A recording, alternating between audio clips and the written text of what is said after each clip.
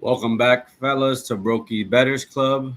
You got me, MF Picks. We have my co-host Nico Caceres. Welcome back, guys. Hello, guys. How's everyone doing today? I thought you were doing the intro. All right, we'll kick it off. Don't forget to bet with better. I don't even know this intro. This is terrible. Oh, The code is not broke. You get a free $10, no deposit, and if you deposit up to $200, you guys get a match free play.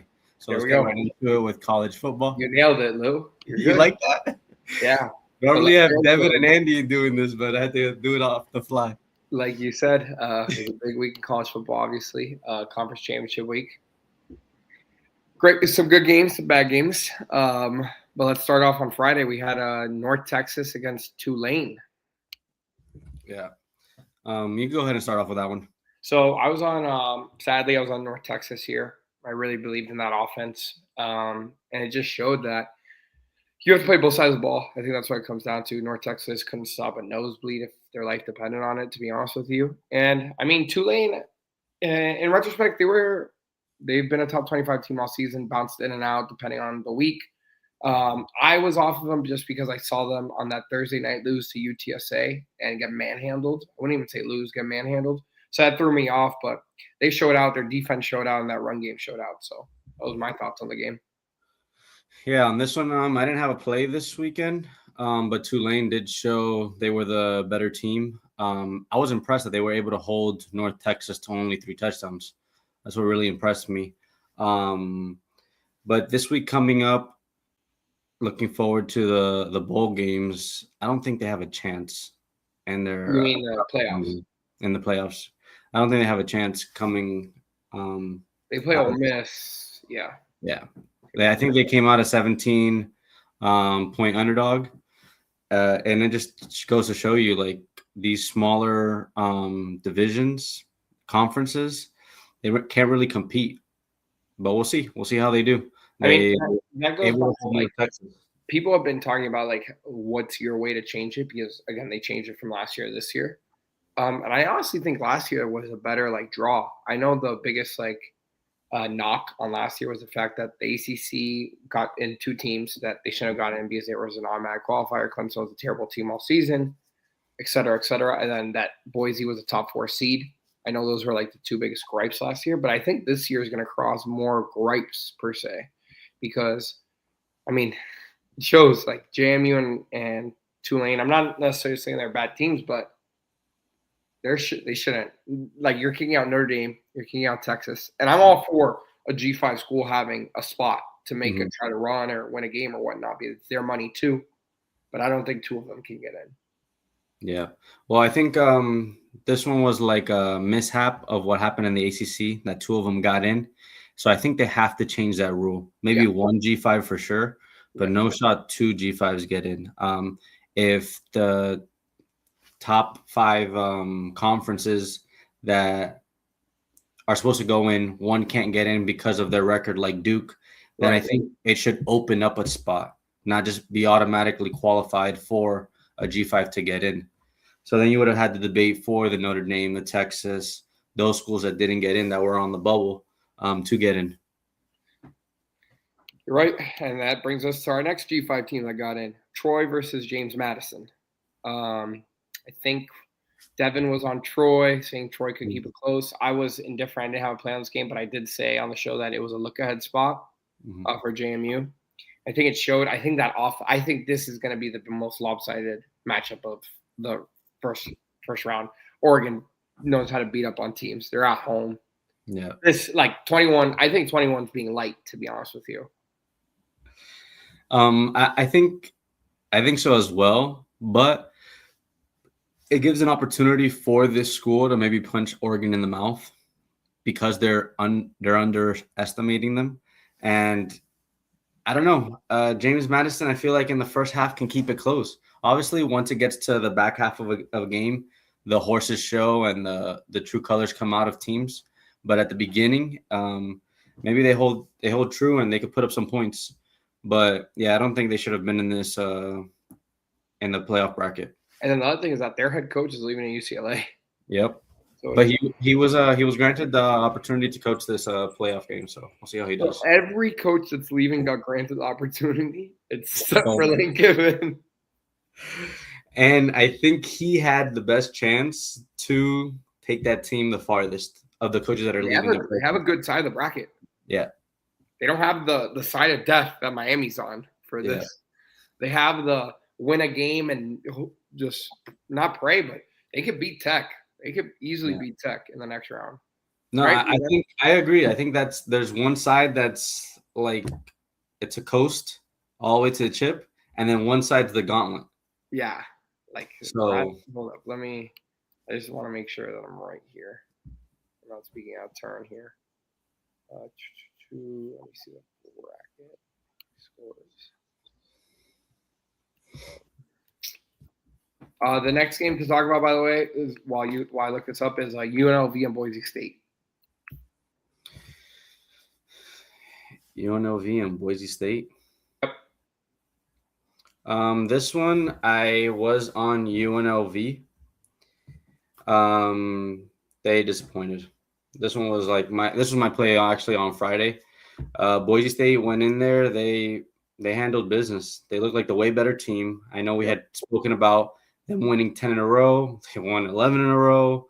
And it just goes to show you that they're the daddies of the Mountain West. Not even the Mountain West, like of the whole, Mountain West G5. Like I know they weren't the G5 winner, but I think Boise State's a better team than. I think they beat JMU, and I think Tulane's a close game. Yeah, I think out of the G5 programs, Boise State's the only one that could relatively compete, and they showed that last year. Right.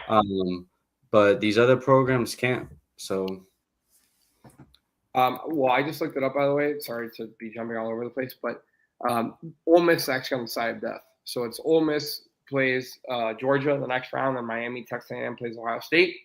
And then the other side's Oregon will play Texas Tech, and then the winner of Bama, Oklahoma will play Indiana. All right, we'll talk about that in a second. Yep, we'll get there. The next game is Kennesaw State versus Jackson State. We did have a play on this one. We had the under that hit. That was a great play. That was one of our VIP locks. And that was it for Friday. We could roll right into Saturday. I do want to bring up one thing. My play of the day on Friday was UNLV over, and you had the under, and we middled. The only way that we could both hit. I had over 55 because I got an early line, and you had under 60, so we actually middled out there. We did. We both hit. Doesn't know. Exactly. There was literally one middling out is when you take a line at the very beginning, and you've got a very good line on it, and then it goes in your favor, and you not double down on it, but essentially doubling down on it. You give yourself an arbitrage window to hit. And Lou and I, this was not planned or anything like that. He liked the under at 60. I liked it over 58, and we just hit a 59. We both hit. Yep. No, when I saw it, I think I had 59.5. When I see it as stayed on 59, I was like, "Oof!" I got saved by the hooker for once. And at one point, I remember looking at halftime to see like what the line was, and it was 74.5. Yeah. No, at halftime, I thought I was cooked. I was looking at the score. I was like, "What is going on here?" And then they put up 17 points in the second half, and I was like, "Let's go." And that goes right into, before we get into the big games, I'll talk about one play that I did have on Saturday that I loved. Western Michigan under was a play that I was on. Western Michigan played at University of Miami, Ohio. This had no implications on it, which had all the makings of an under game. Yeah, we were all over the under. I had under 41. That smacked. That was easy. Out of all the games, I think that was the least stressful one to watch for that play to hit. Funny enough, I'm looking at their scores now. All their past two games had gone over. I don't know if you had mentioned that. Their last two games had gone over, and this one was the first one in a while that had gone under when the whole season they were an under team. Except for the last 2 weeks. Okay, so let's get into the meat and potatoes of this. BYU, Texas Tech. Talk to me. You tell me about your BYU play. Oh my gosh, BYU is awful. Awful. I thought they could keep it close. I thought they were somewhat So the line we had spoken about was the identical line as last game, right? The over, the under was exactly the same. The spread was identical. And Texas Tech blew out BYU the first game. So the second game, I'm like, all right, Vegas didn't adjust this line at all, even after seeing what these teams had put on the game. And again, I think it was identical scores. If I'm not mistaken, it was 35-7 this time around, or the first time around, and the second time around it was 34-7. It was very similar. Yes, it was the same game. The same game It happened was twice. the same game, and I got crushed on both plays. I went against the grain against both plays that happened last time, and both of them got crushed because it was an identical game.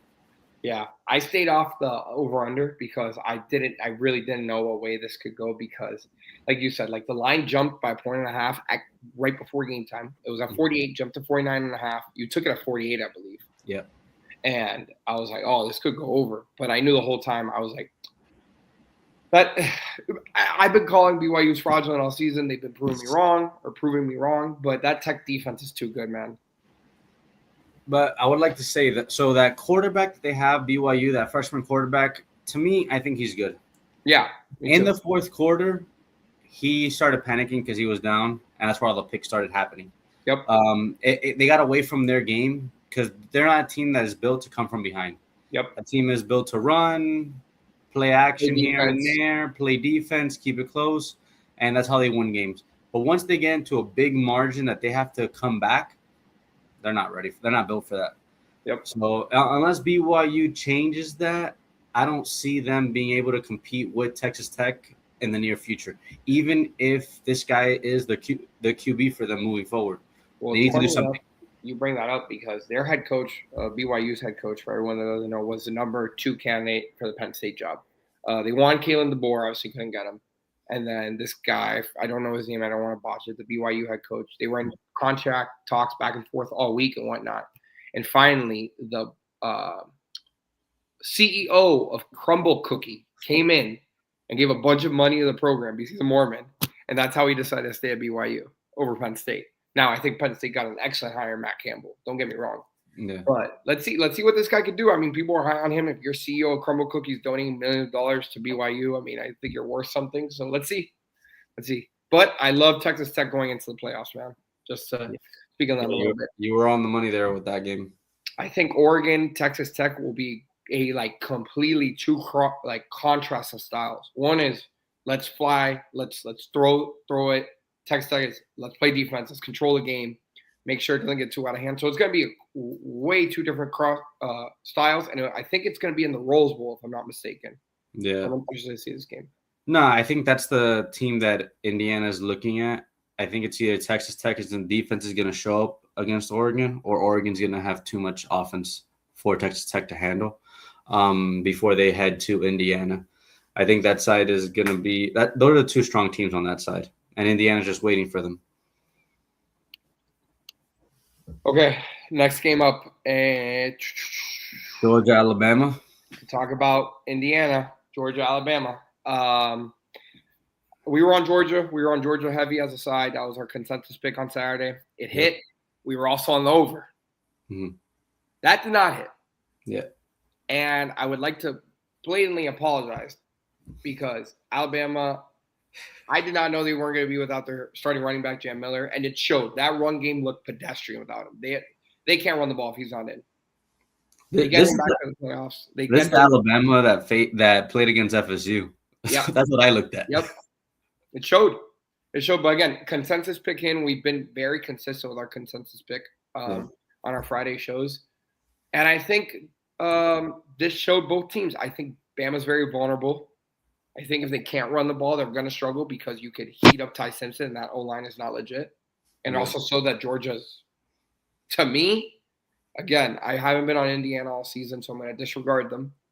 The winner between Ohio State and Georgia will win the national championship, to me. Okay. Even after Indiana just did what they did? That's crazy. That's a hot take.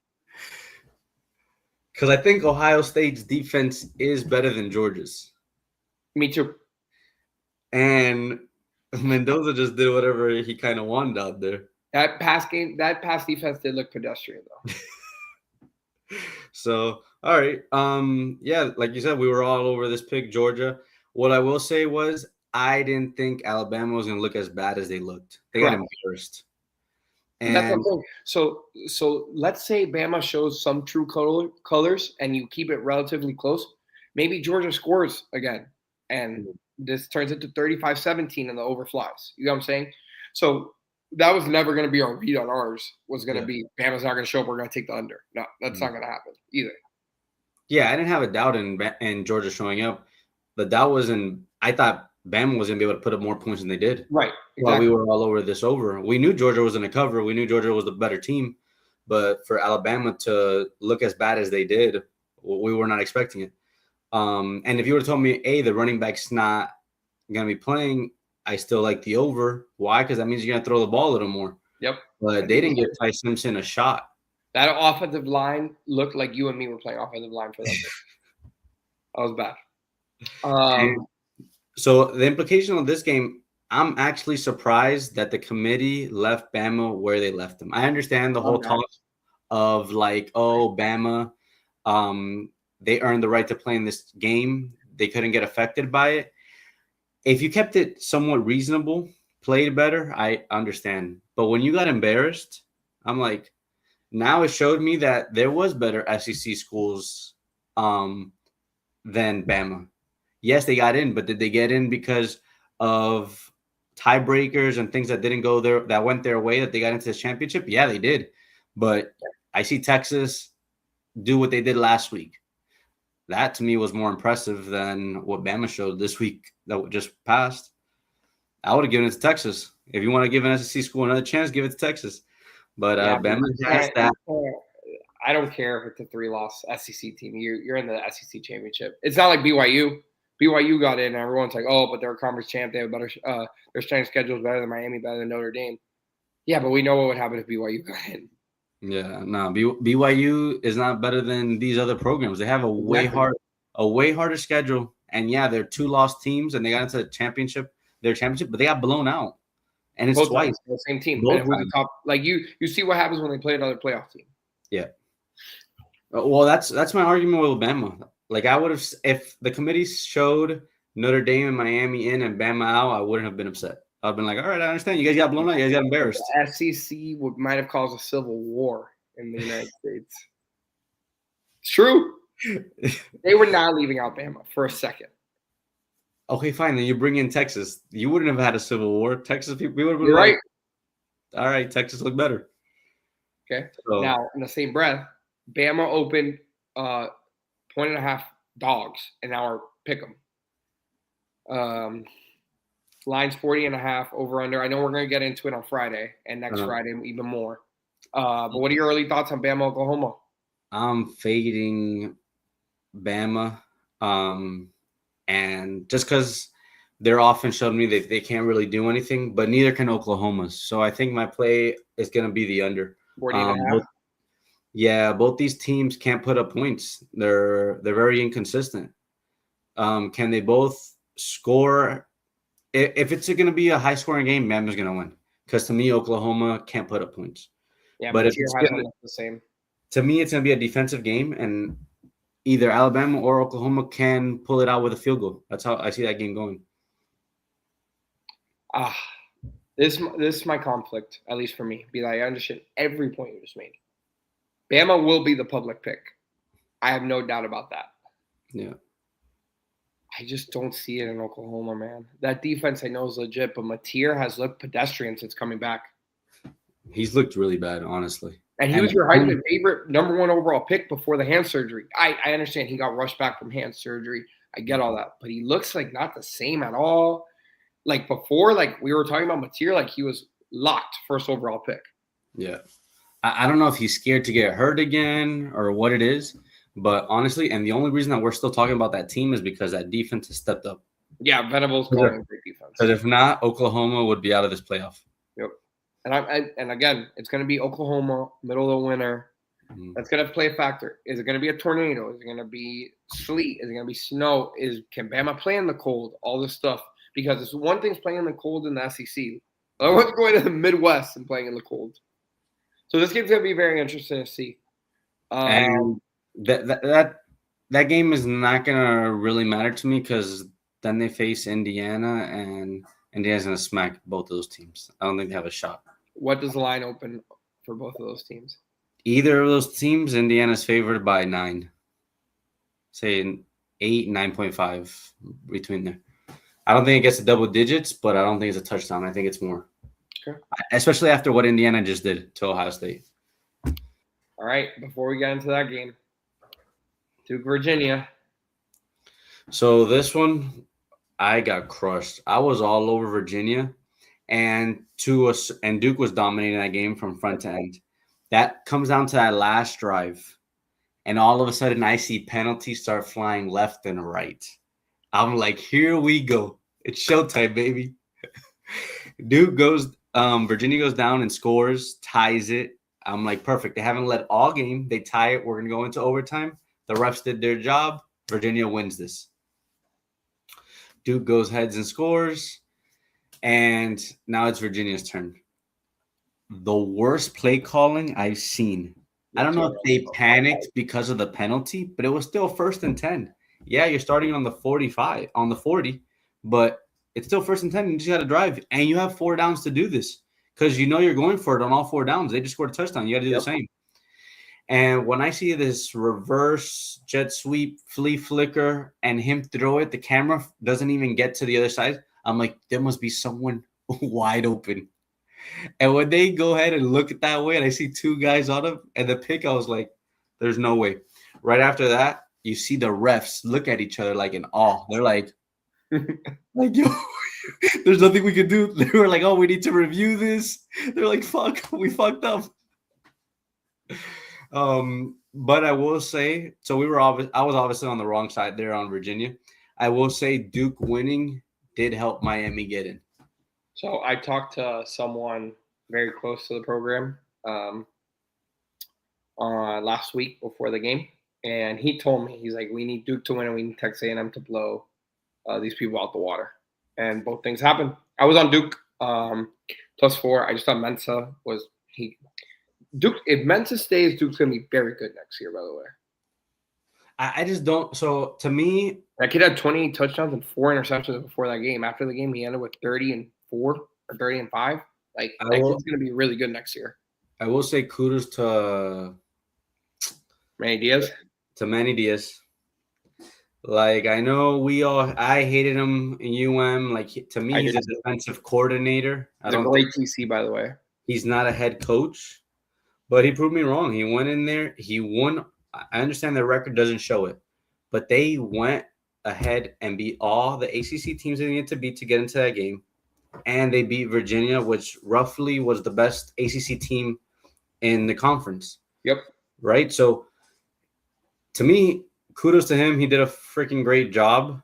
He did something that Mario Cristobal hasn't been able to do, even with a lot of talent. So I give a shout out to him because I hated him. I couldn't stand that guy. Yeah, I didn't like him, but I thought he was always a great DC. Yeah, I agree. I think he's a great DC, not a great head coach. But look, he won the ACC championship before Miami has. And they're going to be a plus like them. B-Tech's going to be very good next year. Who knows with FSU? But we have Georgia Tech, I think, is going to have it down here. Who knows? Let's see how the portal plays out, but we're speculating. But let's get into the last game here. Ohio State, Indiana. Before anything, I will say my sincere apology. I've been giving Lou the most crap since last year. And it started last year because roughly about a year ago, I would say, we were playing in a tournament in here. We were playing football, and Lou was like, pa. And I'm like, bro, I think I'm going to go off favorites. And he's like, bro, you're taking all chalk all season. And I got crushed last year in college football. You can ask him. And all 3 favorites hit. And I'll never forget, Lou called me and goes, I'm playing Tennessee with everything I have. I'm like, dude, please, for the love of God, just take Ohio State. And somehow I was able to convince him to take Ohio State. But ever since that moment, I felt like Lou's been against Ohio State. Oh, my gosh. I just think like Ohio State is that square play that everybody's on, and I've been fading because I just can't stand them. As a Miami fan, being born and raised in Miami, like seeing the stuff that happens when the public wins. Also, I also hate when the public wins. That's um, the thing right there. so like growing up, seeing Ohio State, seeing that 0-2 run, like all that, like I just grow like I've had that animosity towards Ohio State. And this season, I was like, they're nasty. They just came off the championship. They're due. He's gonna be on them all the time. I'm gonna fade. Texas week 1. And I've been fading them since week 1. I think out of the 15 weeks, I was like 2-1 and 14 or 2-1 and 13, something like that, something ridiculous.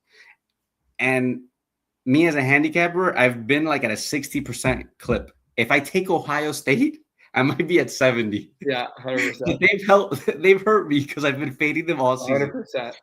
So, but before I say that, I had said it. There was not going to be an undefeated national championship this year.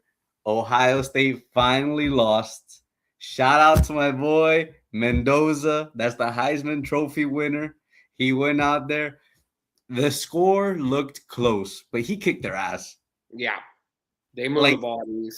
He moved the ball. They ran the play. I actually won't say that. I say they did not run the ball at all. But no. 2nd and 10, 3rd and 7's got to have it moments. He laid it like he came out and played. And those critical. He let it fly. That he wasn't scared. Like you don't see that off of like, to me, college quarterbacks don't really throw it up like that. They like panic. He was letting it rip. He was like, yo, whatever, we're going out. We're going out guns blazing. Yep. 100%. And he made some plays and he let his wide receivers make plays. I think that's a lot of things that like the quarterbacks are scared of. They don't want to throw the pick. They don't want to do that. So they don't want to throw those 50-50 balls. And he let it rip and his wide receivers came down with the ball. And I was looking at a crazy stat. Ohio State is like this blue chip program. Right? They had. Oh, I saw that stat too about the 5 stars versus Indiana scoring 3 stars. Yeah. They had like 8 5-stars and like 34 stars, and then Indiana had 0 5-stars and like 4 or 5 4-stars. I was like 33 stars. Yeah, I saw that too. I was like, holy shit! But yo, Kirk Cignetti, that's okay. So that's what that guy's the truth. I was about to say that Ryan Day called one of the worst offensive play calls, like callings, I should say, period. Yeah. That guy went from being God to messing it all up in one game. I get it. You have Jeremiah. Great. You got him involved. You got your best player with the ball. You got the best player in the country with the ball. I don't think he got him involved as much as he should have. Because when they were throwing, he would come down with the ball. No creativity and gotta have it moments, awful play calling on bad managing downs. Like I was like, what are we doing here? Like running, like I don't know. It looked like an off game. And more than anything, I think we can all agree Matt Patricia is far and away the best defensive coordinator in all of college football. Right? Yeah. He NFL experience, the blitzes, all that stuff. Matt Patricia didn't blitz at all. He was like, go get home with 4. But against a good quarterback, you're going to give him time. Like, I don't know. I thought the coaching, Kirk Cignetti outcoached them. Yeah. Point blank simple. Mendoza played his heart out. He threw it great. He's the Heisman Trophy winner, all that stuff. But if Ohio State coaches like this against Kirby Smart, this is gonna be bad. Well, I think this just affected Ohio State chances of winning it back-to-back. Because now they got put into the gauntlet side, and they're going to have a rough time getting out of there. If they win that game against Indiana, they're in the cupcake side of the bracket.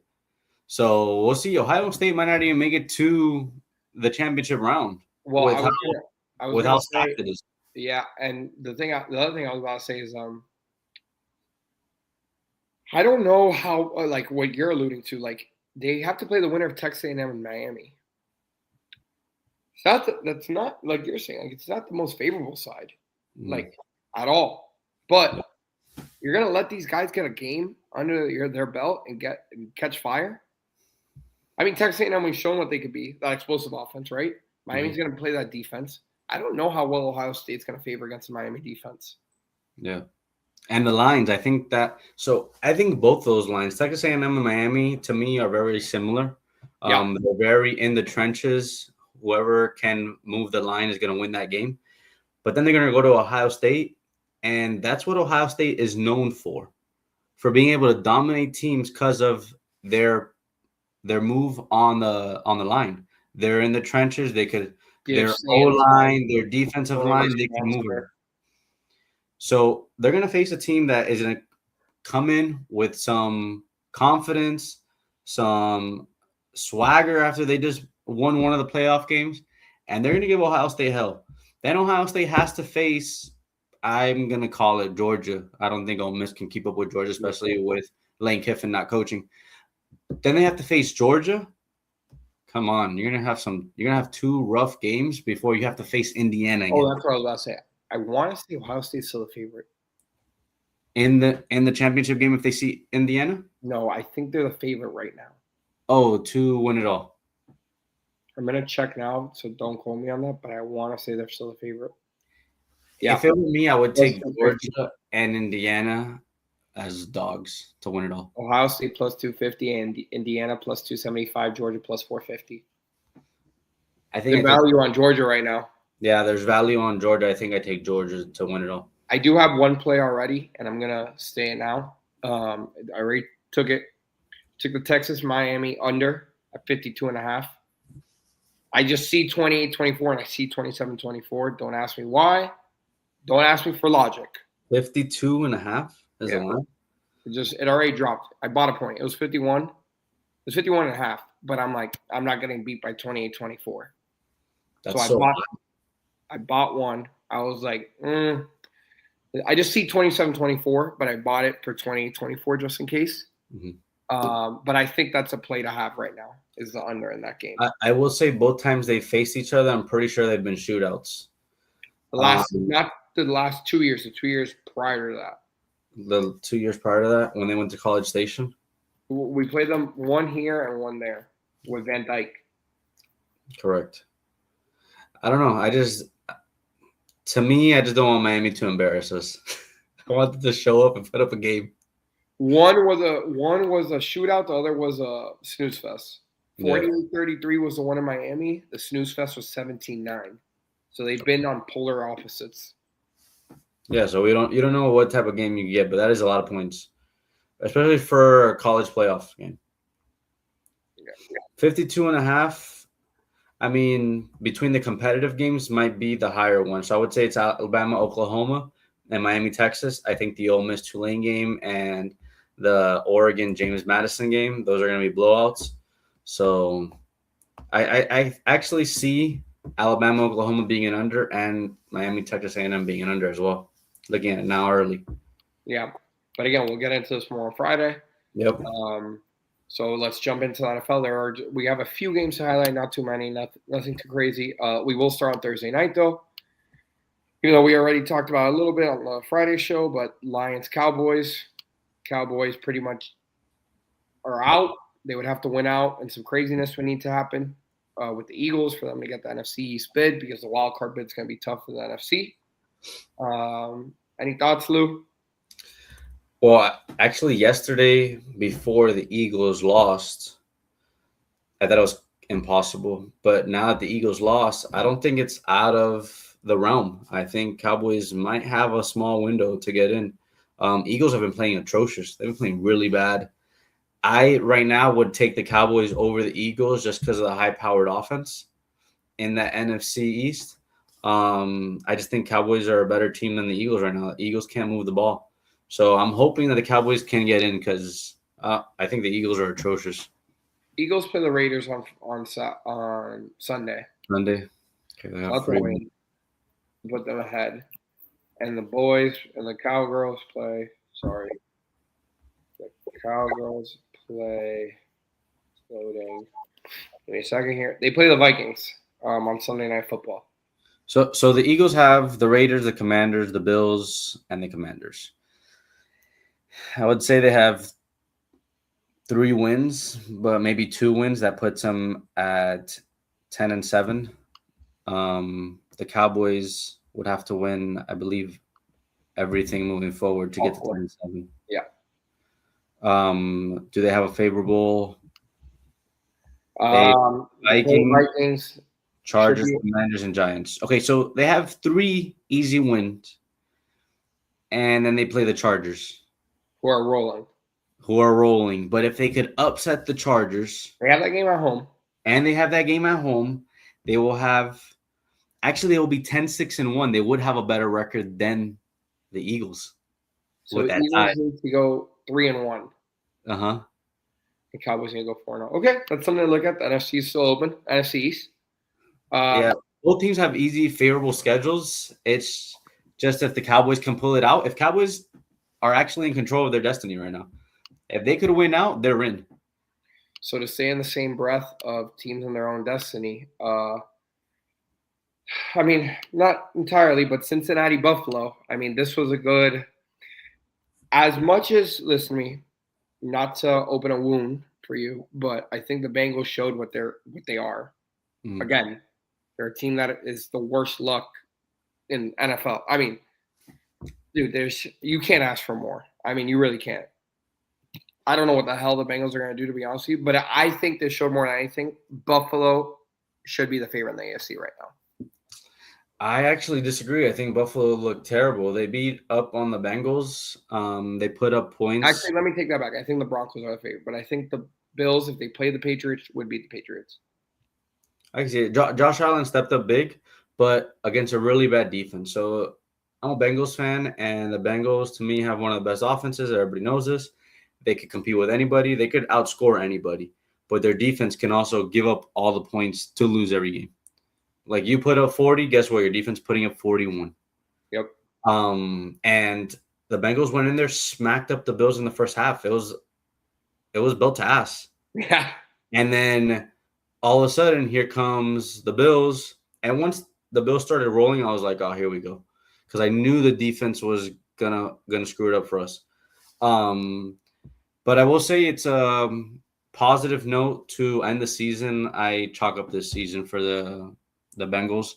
From like because we are an educational standpoint, for everyone that drafted Chase Brown in the second and third round, because Jamar is Jamar, he's going to get his, but Chase Brown showed when Joe Burrow's playing, he's top 10 running back, like in fantasy. No, well, I feel like it's any running back in that offense. Because even Joe Mixon, he's literally the perfect back for that offense. Yeah, so when you're throwing the ball and you're a high-powered offense like that, the defense has to take a step back. Yep. That's just going to open the underneath. He's going to check it down. Joe Burrow has no problem checking it down. The run game opens up. Everything opens up for a running back. So I think that for fantasy purposes, a running back from the Bengals is always great to have. And like you guys say every year, next year's your year because Joe Burrow is going to be healthy. All right. Next game that had we're only talking about playoff implications here. Tampa Bay, New Orleans. So New Orleans, we were on it, +8. Yep. We won outright, actually, funny enough. But the biggest thing here is, man, the Panthers might win the NFC South. They have to play the Bucs twice, so that's going to determine the NFC South because New Orleans and Atlanta are mathematically out. So we could see Panthers having a home playoff game. What do we think? I see. So right now, Bryce Young to me is playing out of his mind. Yep. They're the better team. Yep. I understand the Bucs have the better star power. They've been there before. You can make the argument the other way too. Like the Panthers have a lot of star power right now. Like Rico Dowdle's come on. Ted McMillan's looking like a top 20 receiver in the NFL.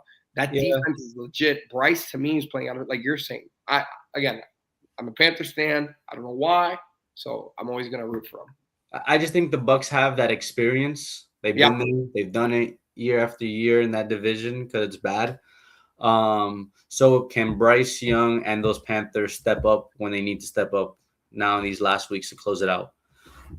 That's really going to determine that division because that division is wide open. It's theirs. Yep. If you guys win out, you're in. If you crumble, they literally took it out of your hands because you're in the lead right now. Yep. So, but I think Bryce Young can do it. It's a perfect scenario for him. Everybody stepped up around him. They don't have the excuse anymore that he's doing it by himself. The defense is playing well. Like they're doing great. They're doing what they need to do. They're winning. They're winning shootouts, which is a big thing. Like, bro, beating the Rams is not easy. The Rams are legit. And we were on the Saints in this spot because it was a letdown spot for the Bucs. People would look at the Bucs and the Saints are awful. but they're a divisional game. Saints versus Bucks is a divisional game, and we just saw, they beat them outright. It happens. In our anytime touchdown parlay, this was the one game that I missed. Olave. Taylor Shuck decided to run 2 in, but if not, we Yep. paid $2,000 this week. But we'll come back. And I will say, actually, he played very well. Tyler played very well. Like, he ran in 2 touchdowns. I know he didn't throw them in, but he impressed me the way he played. I mean, they're awful, but I just think the problem is like I'm not trying to. I hate coming at quarterbacks because I know how hard it is. But Tyler Shuck is in between our age. Tyler Shuck's older than me, and I've never played a snap in the NFL. Tyler Shuck spent 7 years in college. He was Trevor Lawrence's class. holy shit! I feel like Trevor Lawrence has been in the NFL forever. Which we could jump right into that game. We were all over the Jaguars against the Colts. Tyler Shuck is 26 years old. Jeez. This is his rookie year, right? Yep. That's crazy. But I think it's going to be his last, maybe not his last season. Maybe he has one more season. Then they find a replacement for him. He's on the future for that franchise. Imagine not gonna go your career at 26 years old. Hey, you made it, though. Yeah, 100%. And but you Jags Colts. Daniel Jones, prayers go out to you. It sucks what happened, man. It showed how important you were to that team. Mm-hmm. Yeah, they crumbled. They crumbled right after. And I will say the Jaguars showed up. Jaguars are a playoff team. I know. They are playing well. Lawrence is playing well. It's terrible. No, he's not that bad. I actually like him. I just feel like he doesn't sling it. He has cannon. He doesn't use it. I can't get behind the Jags. Maybe you could talk me into it, but I can't get behind them. Their defense and their run game is great, and then he throws the ball when he needs to. Travis Etienne is a monster.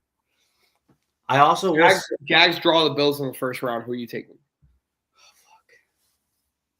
Bro, I probably have to go Jags with the points, but to win the Bills. I think the Jags can upset the Bills. No. The Bills to me are awful. I just don't know. Look, the only thing so what's missing from the Jags is a star wide receiver. And you would get behind the Jags team. Star wide receiver, you would get behind the Jags team. Duval! No. On that note, no, but seriously, prayers out to Daniel Jones and whatnot. Colts are crumbling. Colts are going to miss playoffs. Yeah, they'll miss the playoffs. Texans will probably get in now. Chiefs screwed that up. We'll get into that game later. I already have my Chiefs wish list for the offseason. But, yeah, we'll get into that later. Pittsburgh, Baltimore, next game on the slate. Chiefs and Baltimore not being in the playoffs. Steelers are going to make the playoffs. They're going to probably be a first-round exit, I could comfortably say, whoever they play, because they'll get the Chargers or the Bills, whoever the Jags don't draw. Mm-hmm. So, I mean, I don't know. The Steelers aren't sexy. It's Mike Tomlin. They're going to win 10 games again, and that's you're more of an NFC North guy. I haven't watched Steelers at all this year, I'll be honest with you. That's his MO. His MO is to win ugly. He pulls out wins. The team's not good. But I don't think they have what it takes this year to come out of the first round, whoever they draw. Any team that they draw, they'll be a 5 or 6 point underdog, even at home. Just because they're not good. The Ravens look atrocious. I don't know if they rushed Lamar Jackson back too fast or what it was, but he looks awful. And we had called this game just because it was a divisional game. We were on the Steelers, and they pulled it out. I didn't think they were going to win, but they definitely covered, and they won outright. So they'll be in the playoffs. They won the NFC North already. I think the Ravens are completely out. Bengals are gone too, and Browns, I need to talk about them. Nico, did you freeze on me? Uh-oh, something happened.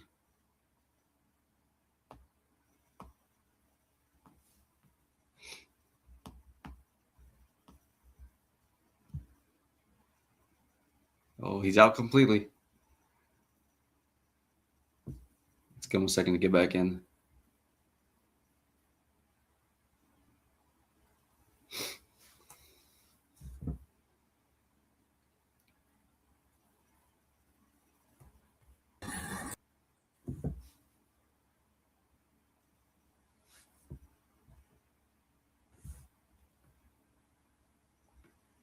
All right, we'll keep it rolling. Talk to us. Yeah, MF picks. we'll keep it rolling. While Nico tries to get back on. The next game that we had on the slate was the Titans and the Browns. We were all over the Titans. It was actually the matchup of the rookie quarterbacks that just came in. We had Cam Ward over Shedeur Sanders. It was actually a super entertaining game. They put up a ton of points. At the end, the Titans were able to pull up the win. And Tony Pollard had a crazy game. He ran for like 160 yards, 2 touchdowns to beat the Browns and Shedeur Sanders. I will say, though, I was impressed with Shedeur Sanders. He actually showed out. I don't know if it was because it was a friendly competition between him and Cam Ward, knowing that he was going to get compared to them. But he played super well. He balled nasty. But give me your thoughts on they took him out with the 2-point conversion. Yeah, on the 2-point conversion, they pulled him out. But I think it's a scheme that the Browns have when they're in that end zone, red zone area, that they pull out the quarterback for their Wildcat offense, because they did it a couple weeks ago when he drove them down the field, made the crazy play. So I think it's just a personnel thing. I don't think it's much to do with him because he's proving right now that he can be the quarterback. And I think with this game, even though he lost, he put up points. He's shown out these last couple weeks. So I think he's earning his spot as the starting quarterback. I saw a post interview of them swapping jerseys after the game. You saw that. Cam Ward was like, "Yo, where are we going in the offseason?" He's like, "I got to worry about staying with my job." So he also told him, "Yeah, I'm gonna sign this. I'm gonna put this thing on eBay."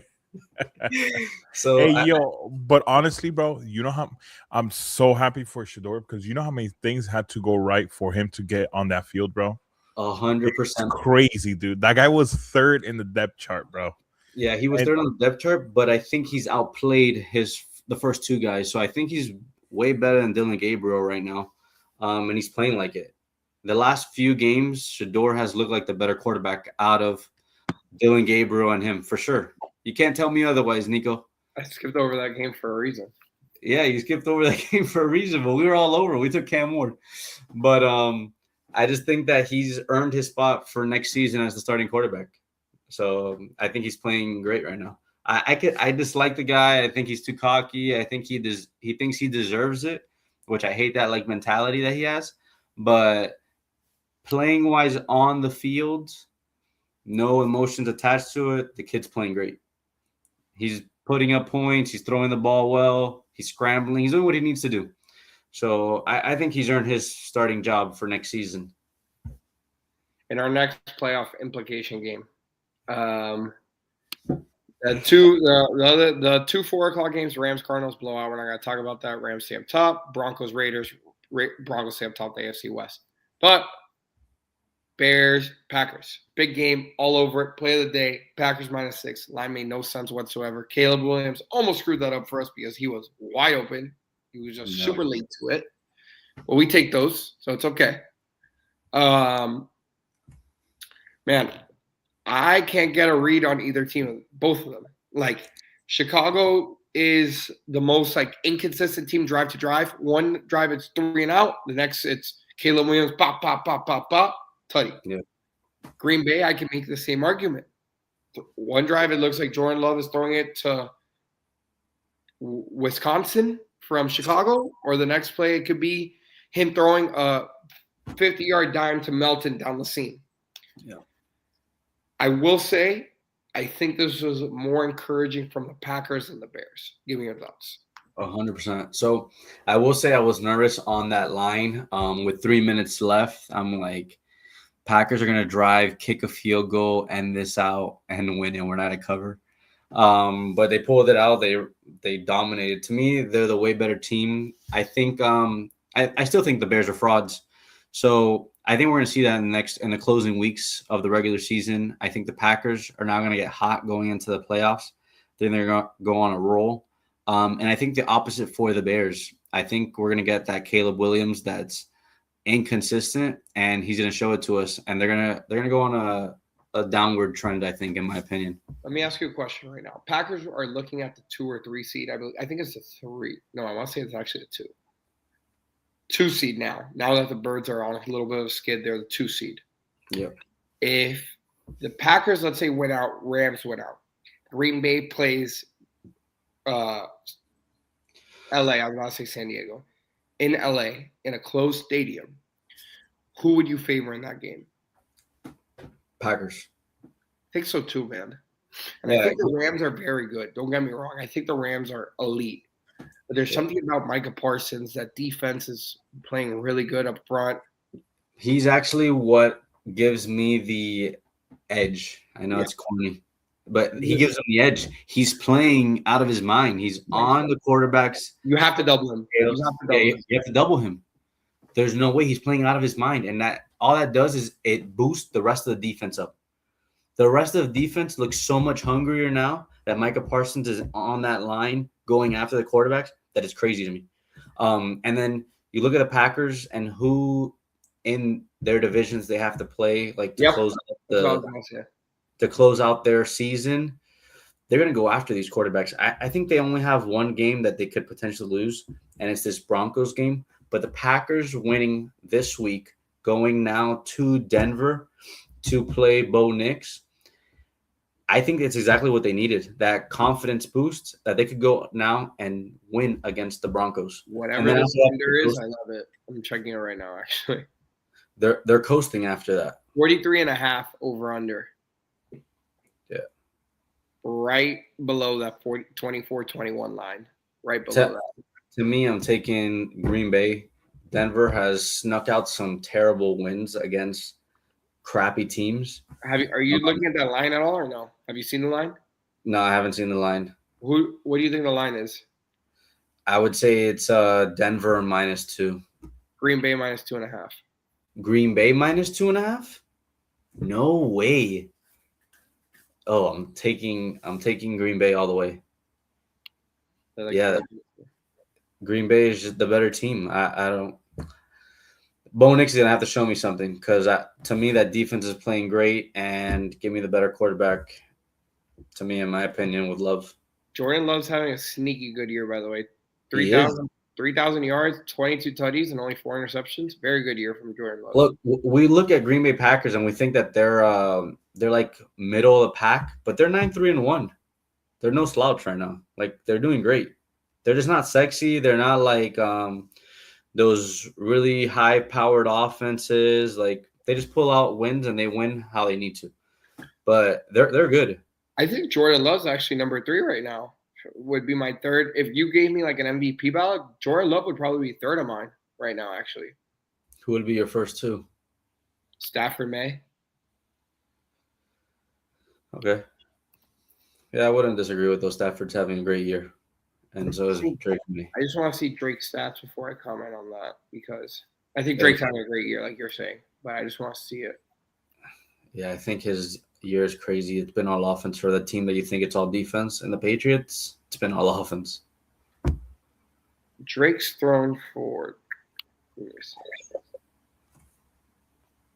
3,400 yards, 23 tutties, 2 interceptions with a 72 QBR. Love's not that far behind him.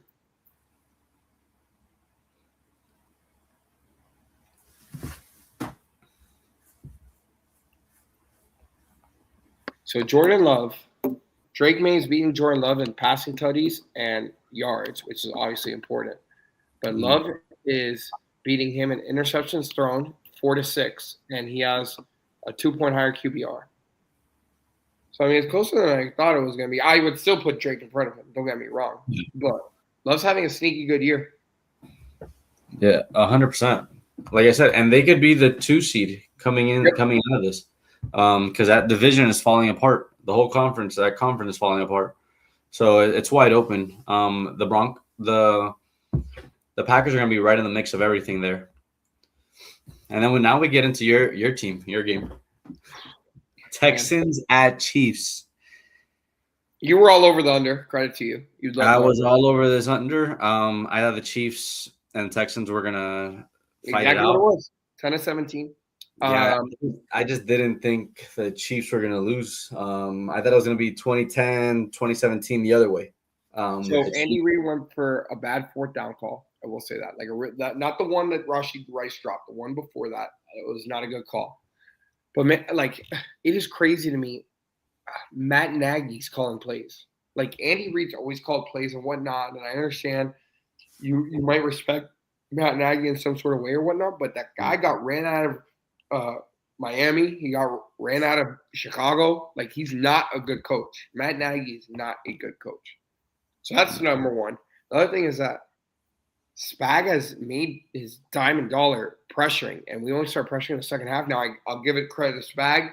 He called a great second half. I have nothing to say about that. But where is this in the first half? And I get it. You held him with 17 points, so I'm not going to be too harsh on him. Chiefs pass rush finally showed up. But that receiver play was awful. Terrible.